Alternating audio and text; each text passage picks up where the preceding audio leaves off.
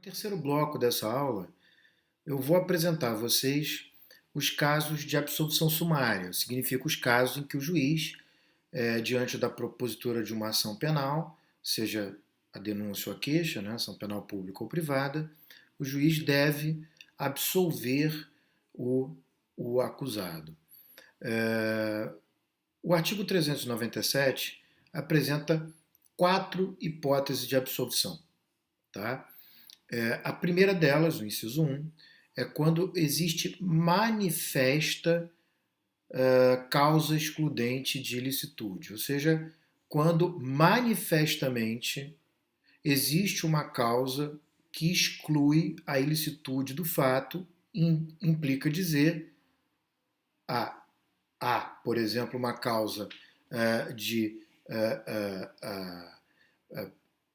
exclusão, que significa uma das hipóteses do artigo 23 do Código Penal, né, que é o estado de necessidade, a legítima defesa, o estrito cumprimento do dever legal ou o exercício regular de um direito. Nesses casos, se o juiz identificar que há essa causa, ou seja, não pode ter dúvida, a absolvição sumária ela não se aplica para o caso de dúvida, não se aplica o indúbio pro réu na absolvição sumária.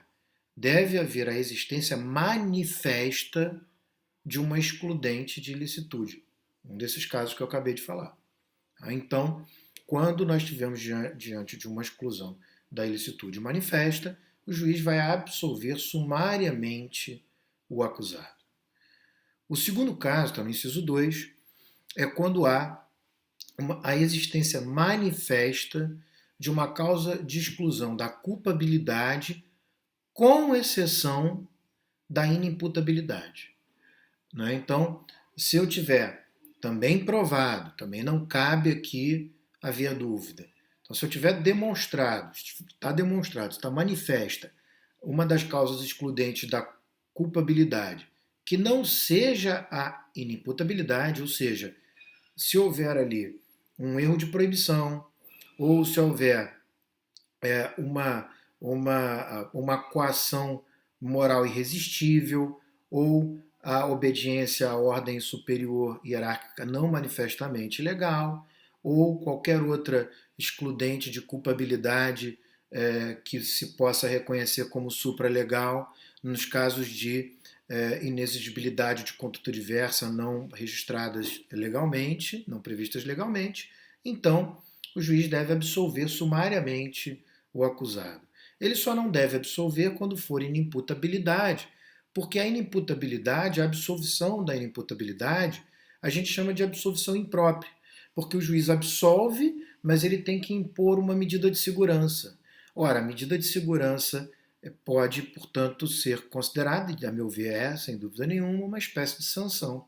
Não tem cabimento que se faça isso de maneira sumária, porque o próprio acusado pode, ao se defender, afastar essa espécie de absolvição, que é uma absolvição imprópria, e afastar também a imposição de uma medida de segurança, porque ele pode ser absolvido, por exemplo, porque o fato é atípico ou antijurídico, então ele não teria uma medida de segurança a cumprir. Logo, não se pode absolver sumariamente alguém por inimputabilidade na medida em que se implicaria na imposição de uma medida de segurança. O inciso 3 diz que também deve absolver quando o fato evidentemente não constitui crime. Então, quando o fato evidentemente não constitui crime, significa que não há dúvida, né? Não há dúvida de que o fato, por exemplo, é atípico, não tem tipicidade. Então, se o fato evidentemente não constitui crime, se ele é atípico, enfim, ou por qualquer outro motivo ele não satisfaz os requisitos do crime, né, desde que não seja exclusão da ilicitude que está no inciso 1 e da culpabilidade, salvo inimputabilidade, que está no 2, em qualquer caso, então nós teríamos, se tivermos uma outra forma de exclusão do crime, né, não constituição do crime, melhor dizendo, então o sujeito deve ser absolvido sumariamente. A mais notadamente conhecida desconstituição, né, evidência de não constituição do crime é a atipicidade. E o inciso 4 prevê que quando estiver extinta a punibilidade, e também não pode ter dúvida, estiver extinta a punibilidade, é caso de absolvição sumária. Então, se já está prescrito, se o sujeito faleceu, enfim, qualquer outra causa de extinção da punibilidade, a gente tem aí uma hipótese de absolvição sumária.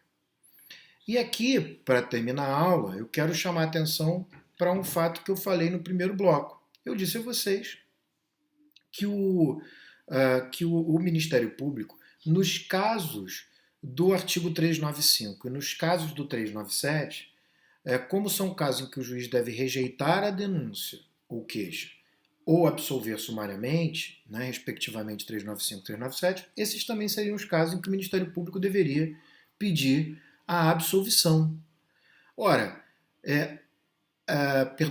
deveria pedir a absolvição, não, deveria pedir o arquivamento do inquérito.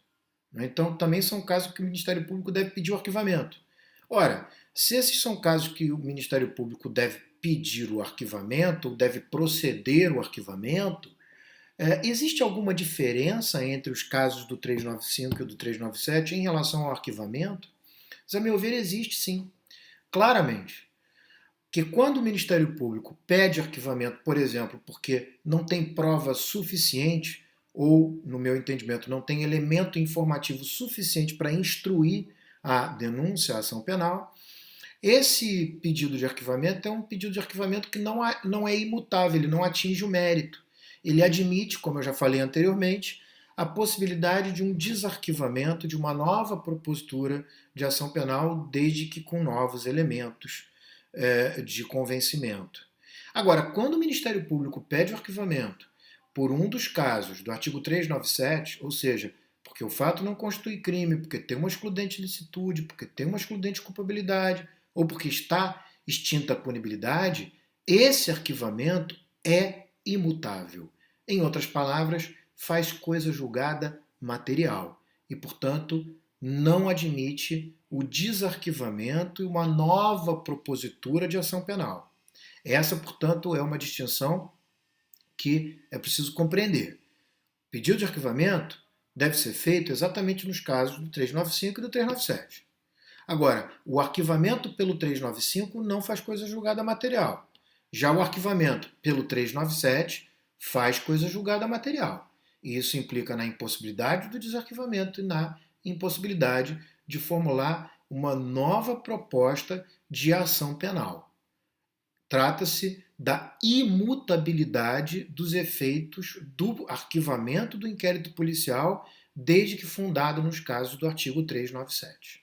Tá bom?